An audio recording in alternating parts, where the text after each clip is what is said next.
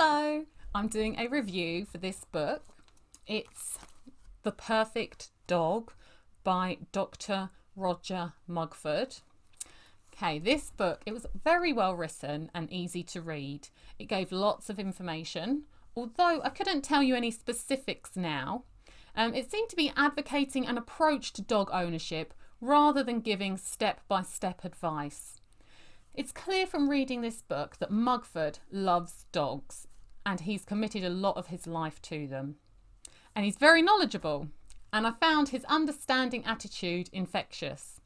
However, I don't think this book will help me day to day in dog ownership. I tried to look Mugford up to see if he has a website that could offer more practical advice, but it seemed to be almost all marketing for his products, which in fairness seemed quite good, but it was a bit disappointing.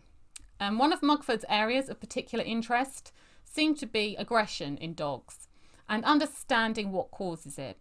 He was forcefully against certain breeds being labelled as dangerous or being banned breeds.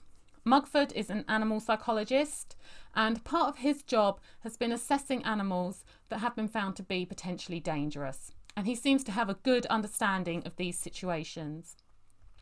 He talks about the need for positive socialisation, and he gives some tips for helping older dogs be less territorial or fearful.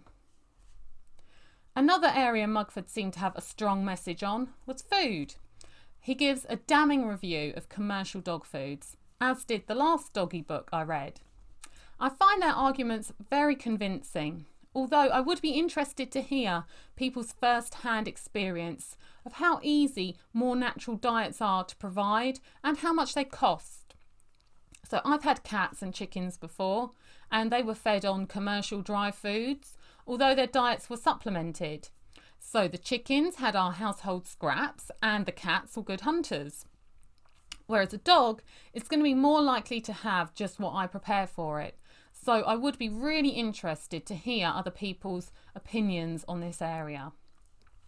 The caring for older dogs section seemed more detailed and practical than in other books I've read.